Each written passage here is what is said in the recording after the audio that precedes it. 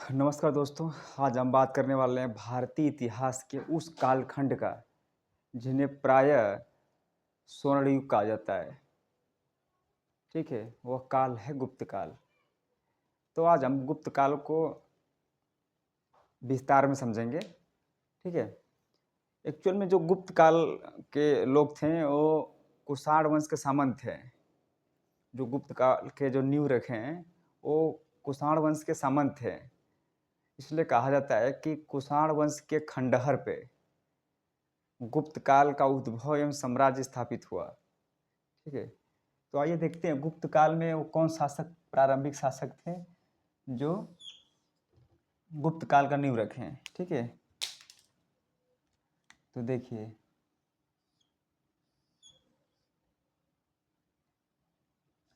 गुप्त काल प्रारंभिक शासक की जानकारी अगर आप देखेंगे तो हमें समुद्रगुप्त का जो अभिलेख है, प्रयाग प्रशस्ति अभिलेख, प्रयाग प्रशस्ति, समुद्रगुप्त का प्रयाग प्रशस्ति अभिलेख, स्कंदगुप्त का भीतरी अभिलेख, स्कंदगुप्त का भीतरी अभिलेख और कुमारगुप्त का विलक्षण अभिलेख, कुमारगुप्त का विलक्षण अभिलेख। इस तीनों अभिलेख में हमें जानकारी मिलता है कि गुप्त काल का जो प्रारंभिक शासक था, जिन्हें आदि पुरुष कहा जाता है, प्रारंभिक शासक था, उनका नाम है श्रीगुप्त। उनका नाम है श्रीगुप्त। श्रीगुप्त श्रीगुप्त एक सामंत के रूप में शासन कर रहे थे सामंत के रूप में। ठीक है। ये महाराज की उपाधि धारण किए।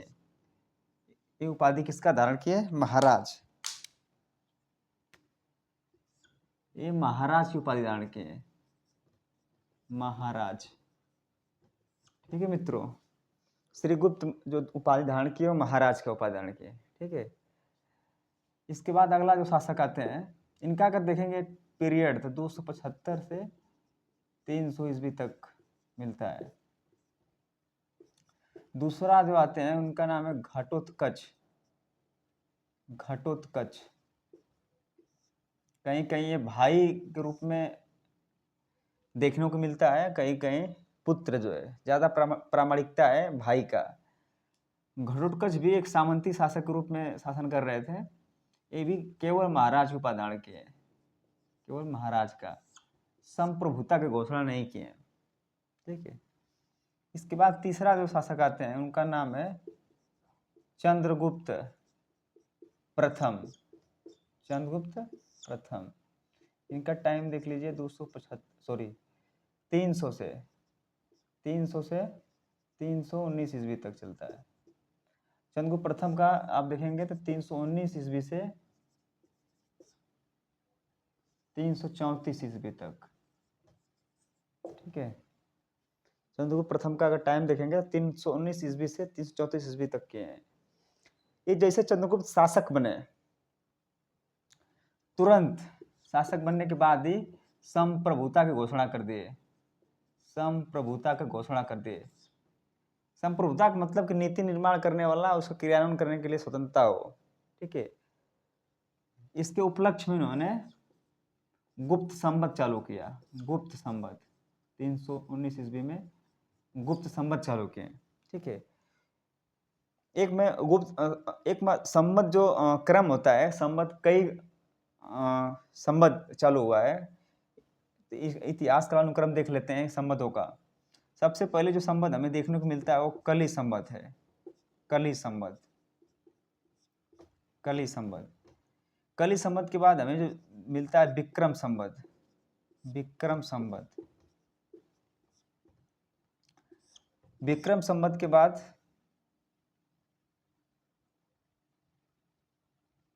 शक संवत।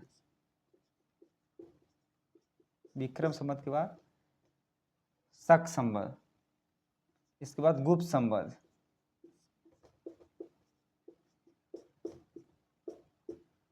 ठीक है। गुप्त संवत के बाद वल्लभी संवत।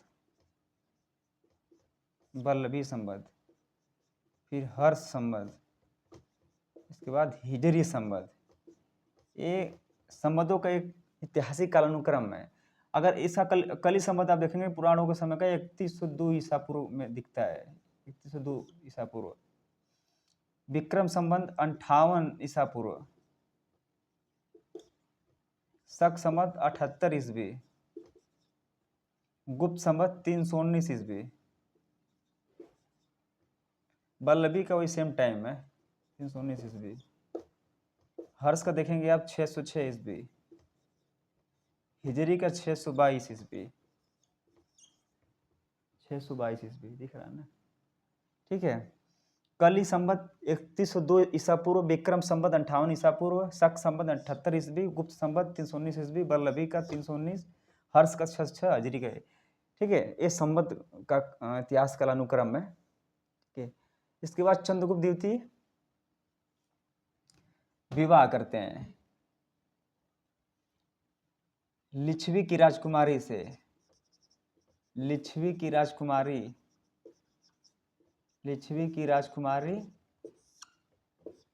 कुमार देवी से विवाह करते हैं। कुमार देवी से विवाह करते हैं, ठीक है। और इस विषय को एक स्वर्ण सिक्के में अंकित करवाते हैं। स्वर्ण सिक्का चलाते हैं, उस स्वर्ण सिक्के में विवाह का अंकित करवाते हैं। स्वर्ण सिक्के में, उस सिक्के का नाम है विवाह प्रकार का सिक्का। विवाह प्रकार सिक्का, विवाह प्रकार, ठीक है। विवाह प्रकार, इसके बाद राजा रानी प्रकार का सिक्का। विवाह प्रकार राजा रानी। लिच्छवी प्रकार, लिच्छवी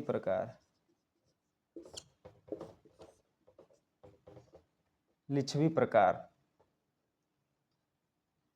इसके बाद चंद्रगुप्त कुमार देवी प्रकार। इतना प्रकार का सिक्का चलाता है।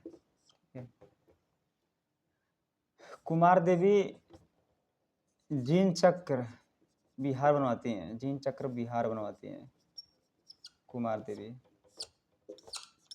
ठीक है। तो ये गुप्त काल का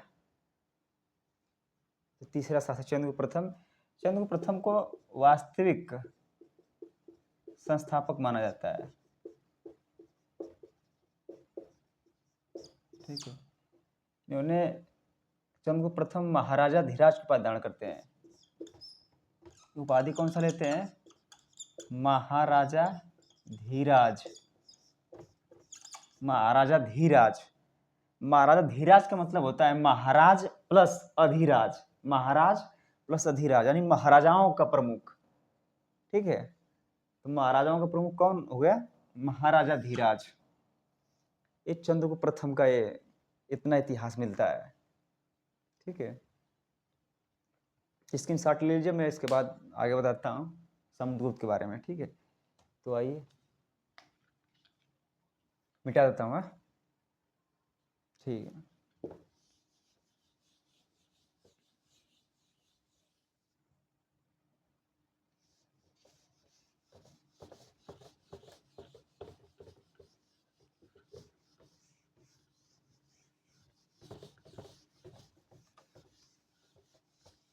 अब देखते हैं हम चंद्रगुप्त के समुद्रगुप्त के बारे में।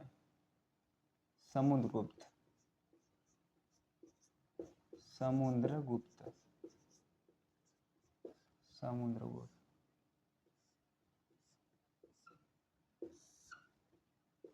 334 से 375 ईस्वी।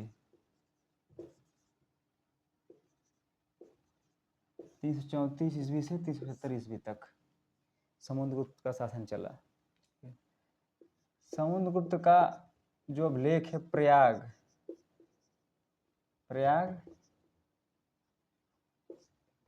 प्रशस्ति अभिलेख, इसमें समुद्रगुप्त के विजय का वर्णन है, विजय का वर्णन है। ठीक है। समुद्रगुप्त का दरबारी कवि, दरबारी कवि महासंधि, महासंधि विग्राहक,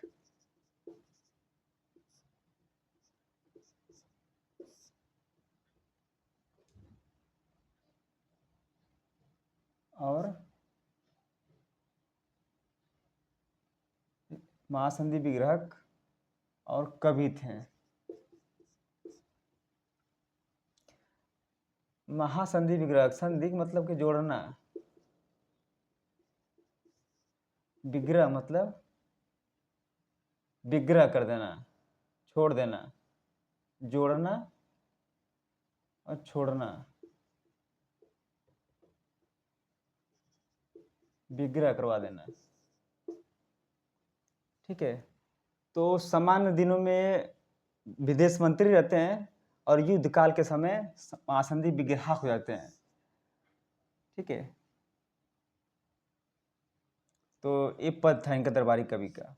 इनका कवि का नाम था हरिसेन, हरिसेन। ये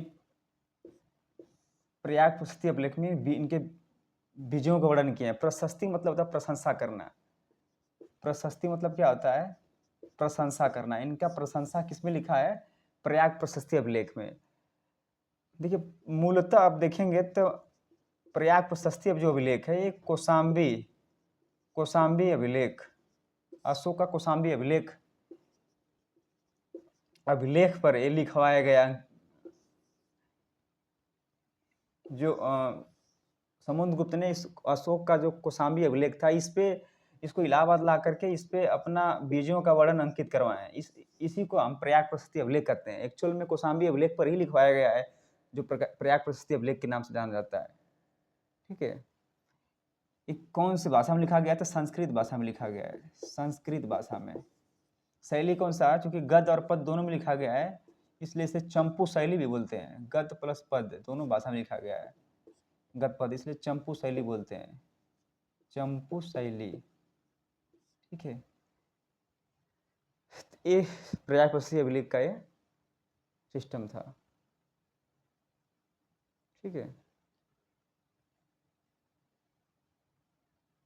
चलिए आगे देखते हैं, मिटाता हूँ।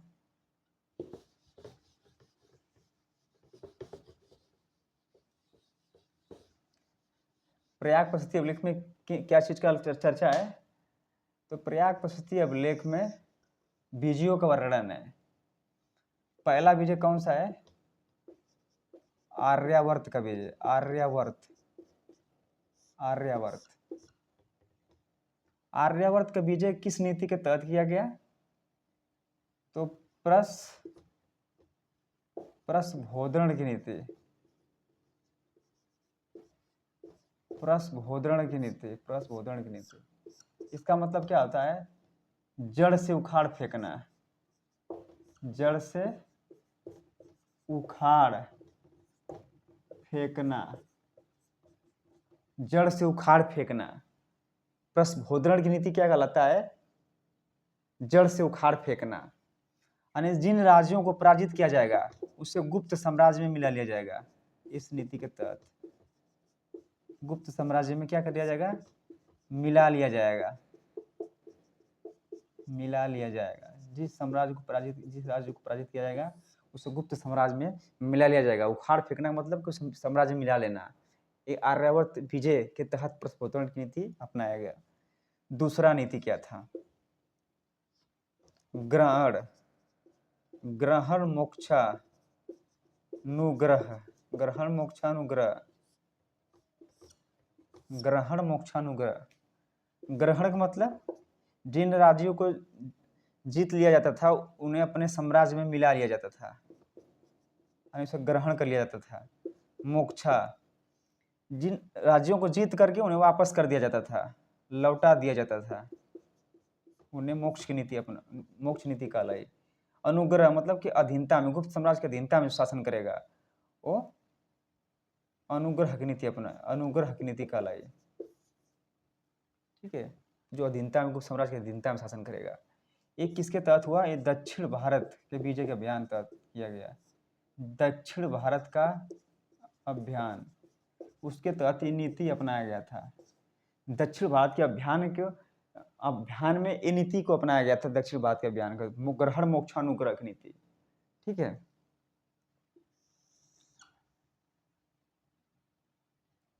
ठीक।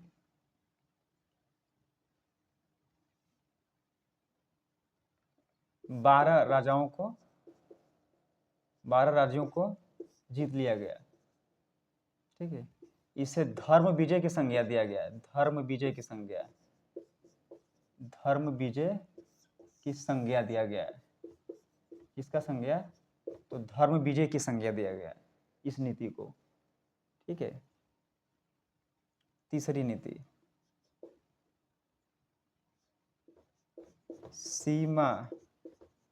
सीमावर्ती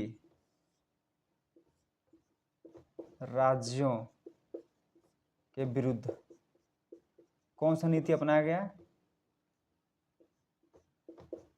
सर्व कर दान आज्ञाकरण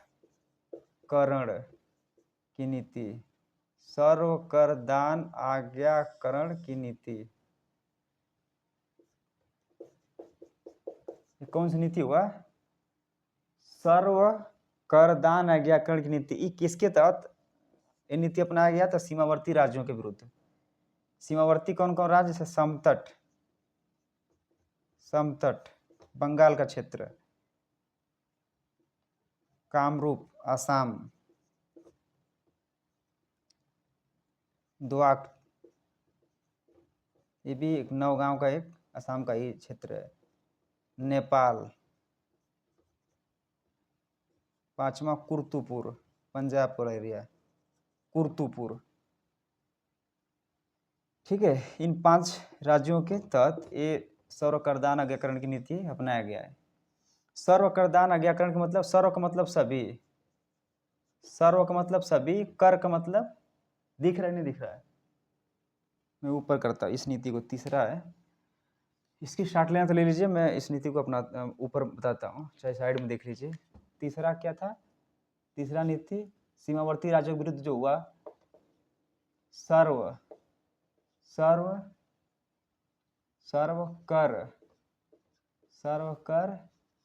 दान आज्ञाकरण, सर्व कर दान आज्ञाकरण की नीति। सर्व का मतलब क्या? सभी, कर का मतलब टैक्स, दान का मतलब उपहार, आज्ञाकरण का मतलब आदेश।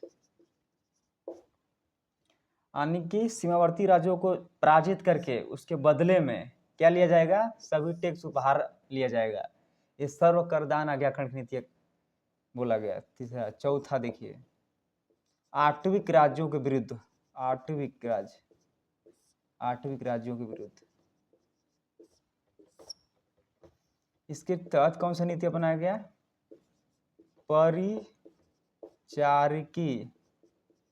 परिचारकीकृत नीति अपनाया गया। परिचारकीकृत का मतलब होता है दास बनाना। परिचारकीकृत का मतलब कि दास बनाना। ठीक है, ये कहाँ पे अपनाया गया? तो आटविक क्षेत्र में। आटविक क्षेत्र में जो जनजातीय समुदाय शासन कर रहे थे, उनको हरा करके उनको दास बना लिया गया।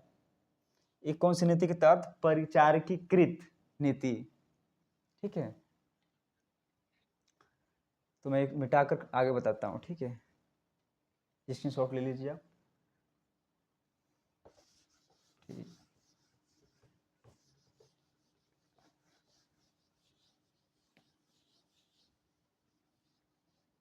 पांचवा देखिए, पांचवा नीति, 5वां में क्या है?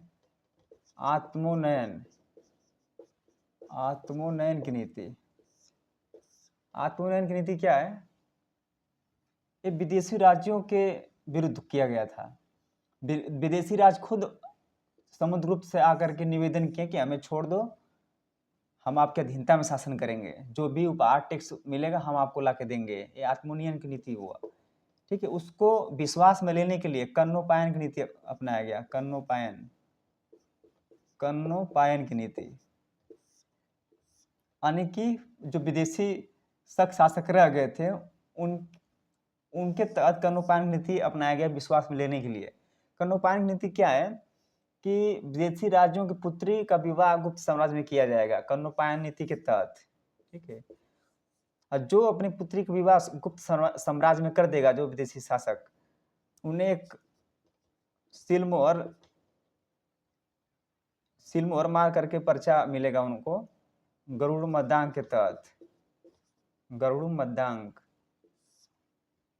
के तहत, गुड़ मदांक के तहत जो विदेशी राज्य विवाह कर लेगा उनको एक पेपर पे स्टाम्प पेपर बना के उनको दिया जाएगा सील मोहर मार करके गुप्त साम्राज्य की तरफ से, कि दूसरा कोई विदेशी राज्य पे हमला नहीं करेगा, जो भी संबंध, वैवाहिक संबंध बन चुका है गुप्त साम्राज्य में गरुड़ मदांक के तहत।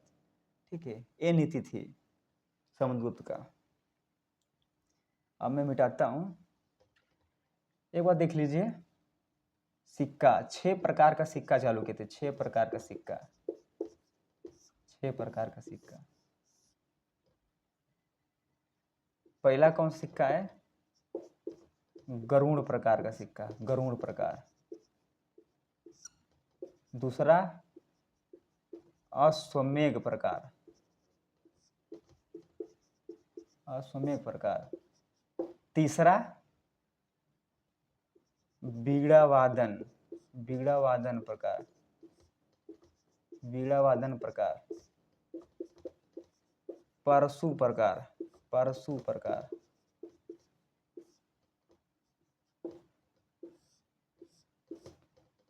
धनुर्धारी, धनुर्धारी प्रकार।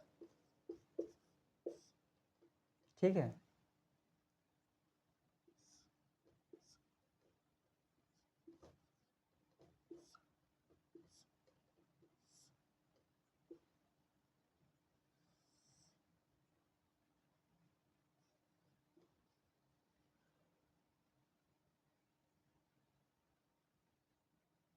गरुड़ प्रकार हो गया, अश्वमेघ प्रकार हो गया, वीणावादन प्रकार हो गया, परशु प्रकार हो गया, धनुर्धारी प्रकार हो गया।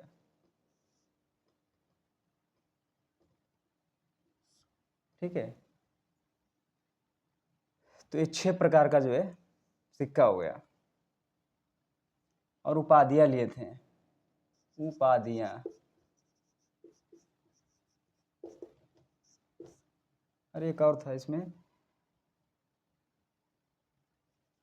व्याघ्र हनन प्रकार का सिक्का। ठीक है, उपाधियां क्या क्या था? कांच, कांच उपाधि। कुछ लोग कहते हैं जैसे कि फ्लिट, फ्लिट और एलन, फ्लिट और एलन, दो इतिहासकार बोलते हैं कि कांच उनका भाई था। हेरास बोलते हैं कि कांच, कांच समुद्रगुप्त ही कांच है। ठीक है, दूसरी चीज सर्वराजछेता, सर्वराजोछेता, जो सभी राजाओं को जीत लिया हो। व्याघ्र निहंता, व्याघ्र निहंता प्रकार, यानी व्याघ्र निहंता उपाधि लिया। पराक्रमांक, पराक्रमांक की उपाधि लिया। लिच्छवी दोहित्र, दोहित्र, लिच्छवी दोहित्र की उपाधि।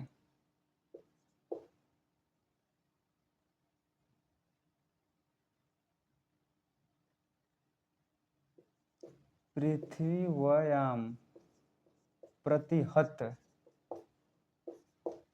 ये उपाधियां हैं। पृथ्व्याम प्रतिहत, 7वां अप्रतिरथ, अप्रतिरथ जिनका रथ कभी रुका ना हो, अप्रतिरथ, ठीक है, ये इनका उपाधि था।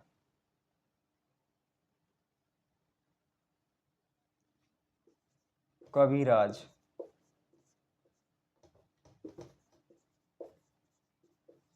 ये उपाधियां थी, ठीक है। आप स्क्रीनशॉट ले लीजिए, फिर मैं आगे बताता हूँ, ठीक है। मिटाता हूँ मैं, देख लीजिए।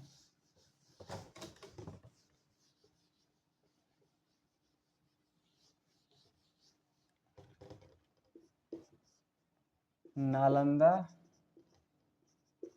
ताम्र पत्र में क्या लिखा है? जय भट्ट स्वामी, ये ब्राह्मण थे, इनको भूमि दान दिया गया है समुद्रगुप्त के तहत। भूमि दान, ब्राह्मण थे।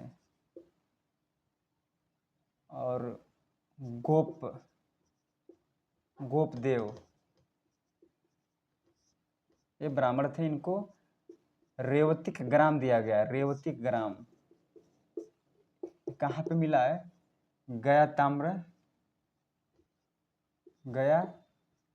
ताम्र पत्र में लिखा, लेख में मिला है।